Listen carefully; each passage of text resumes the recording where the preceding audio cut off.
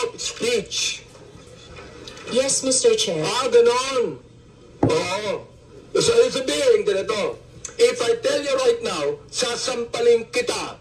Freedom of speech yan. That's part of your freedom, Mr. Chair. Pag sinampal kita, hindi na freedom of speech yan. Of course, sir. It's a verdict hindi na. already. Yes. Hindi na, no? Ang tanong, sinampal ka na ba ni Mang Joey? Hindi ka pa naman pala sinampal, ba't nag-iiyak ka? Sa lahat ng may edad na kakilala ko, ikaw pinakaiyakin lang niya ako. Yes, sir. Ang galing. Mausay ito. Magaling ka. No. Ang sabi mo, I'm going to be Hindi ko masabi to, Mr. Chair. Did you hear that, guys? Sabi niya hindi niya masabi, pero bago niya sabihin na hindi ko masabi, sinabi niya yung F-U-C-K. He is a congressman in the Philippines and he's a Bible, ano bang tawag doon? Baptist pastor.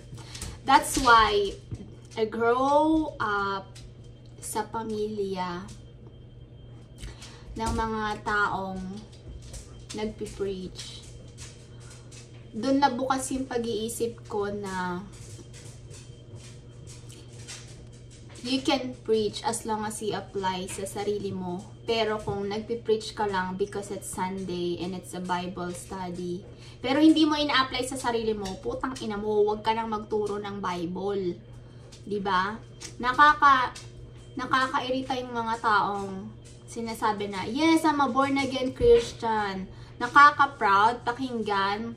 Pero on the other side of being a born-again Christian is yung, hindi mo ina-apply yung sarili mong sinasabi is like, sinasabi mo lang siya kasi gusto mo, tignan ka ng tao from head to toe na, mabuti kang tao, grabe, you're so kind, you're so responsible, etc. etc.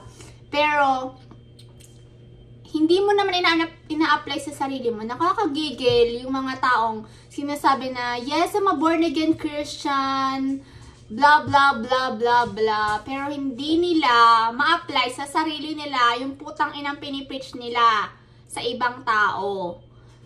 Nakakairita. Kaya, yes, I was baptized as a born-again Christian, pero hindi ko paplastikin kayo na hindi ako nagmumura, hindi ako gumagawa ng kasalanan kasi wala namang perfect.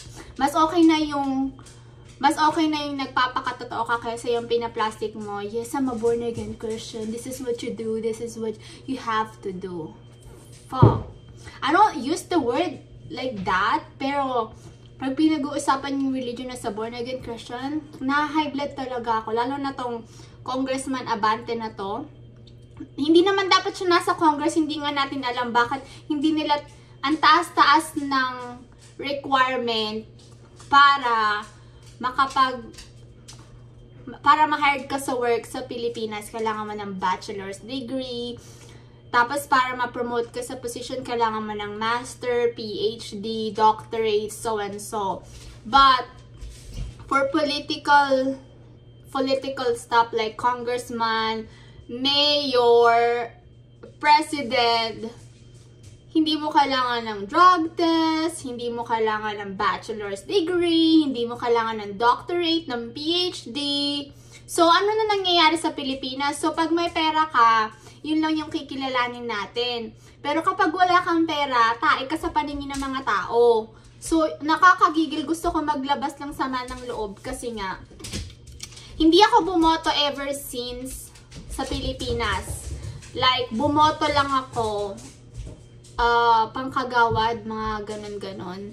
Pero president-wise, senators, hindi ako bumoto kasi naniniwala ako na kung gusto mong umasenso sa buhay, kailangan mag-umpisa yun sa sarili mo. Hindi mo kailangan umasa sa government. Unless yung, may mga tao kasi na like senior citizen, okay lang yun. Pero yung iaasa mo yung pag-asenso mo sa government, hindi talaga siya mangyayari. And sometimes, mas okay talaga yung kahit mahirap, kahit konti, yung pag-uumpisahan mo, mas maigi talaga na pagkatrabahuhan mo galing sa sarili mo kaysa umasa ka sa iba o sa government. nasa sarili kasing diskarte yan, kaya umuunlad ang mga tao. Minsan hindi mo kailangan ng bachelor's degree, associate degree, PhD, doctorate. Depende yan. Hindi ka naman, wala naman pumipigil sa'yo na kumuha niyan. Kaya lang, para umasenso ka, kailangan mag-umpisahin sa sarili mo. Dapat alam mo yung strategy mo. Alam mo yung sarili mong diskarte.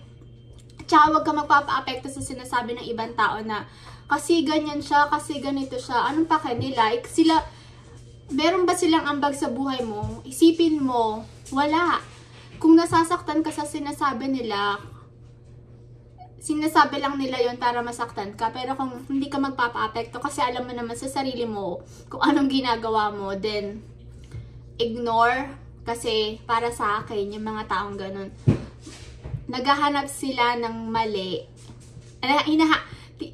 Tinatapon nila, binabato nila sa'yo yung mali na nakikita nila sa sarili nila. Pero alam nila na masyado ka kasing successful. Kaya ang lumalabas sa katawan nila is puro inggit. Oh, sige, end ko na yung video kasi nga may tumatawag sa akin, hindi ko siya kalala. Wait lang.